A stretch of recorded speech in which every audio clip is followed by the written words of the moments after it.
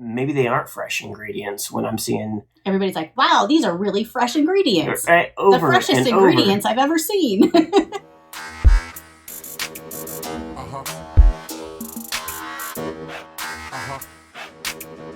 Hey, welcome to Smart AF. I'm your host, Torie Mathis. We have got a great show for you today, so let's get started. So I've had clients come to us and ask us, how do I get rid of bad reviews online? Like, there's some phone call that you can make to say, you know what, that one wasn't accurate. Not going to work. It's not going to work. You cannot get rid of bad reviews online, but there are some things that you can do. So my first thing for what you can do is absolutely you can drown things out, bad stuff out, with good stuff.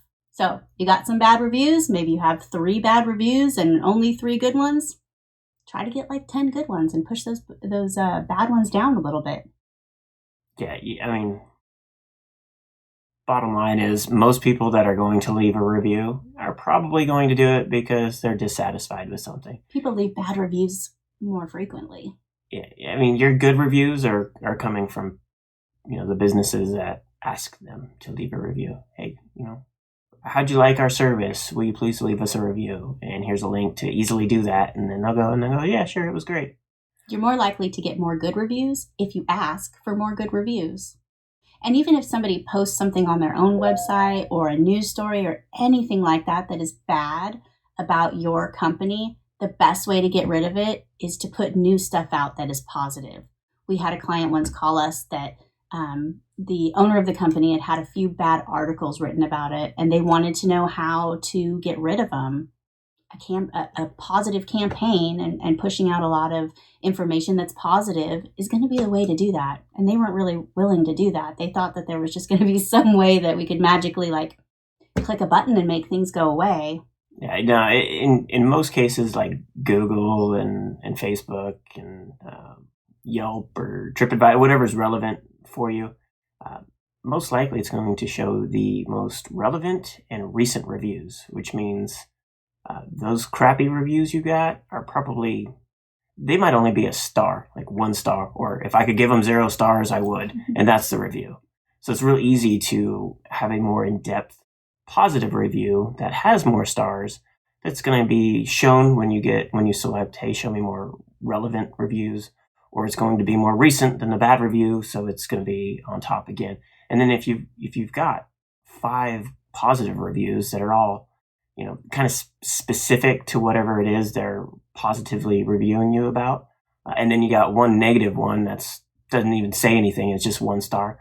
It's a lot easier for new potential clients to dismiss that 1 star review that you can't really do anything about it. But what you can do, you're not going to get rid of the negative review, but you should be able to respond to that review and just address it and take it offline. Say, sorry you're dissatisfied with the service. Please email me or a call to discuss in further details so we can fix it or whatever. So we can make it right.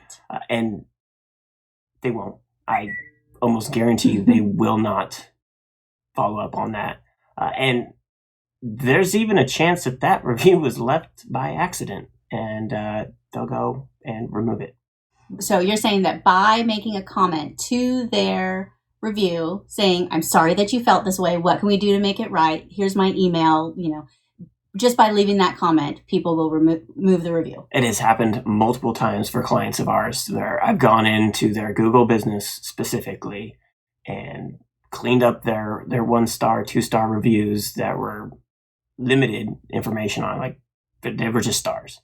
And I don't know how they do it, but somehow, especially on Facebook, right? Yeah, they were accidents. They're like, I didn't know I left that review.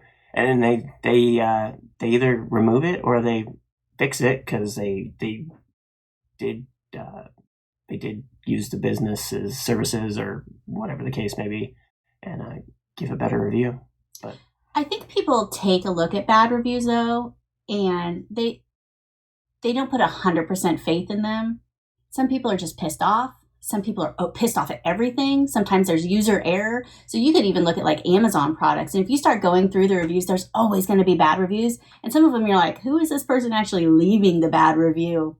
So though businesses really want those negative reviews removed, I think that it's just part of the game. I mean, it's just part of something that's going to happen, and not freaking out about them and not really worrying so much about them probably is something to consider. On the other side of the spectrum, though, Amazon specifically, like, get real reviews. Don't go and fill it full of fake reviews. Well, yeah, there are companies and things like that out there that you can pay to get fake reviews, and that is never a good idea. But you can always ask your actual clients, people who have actually purchased from you, for an honest review. Yeah, and it's so obvious when they're super fake reviews.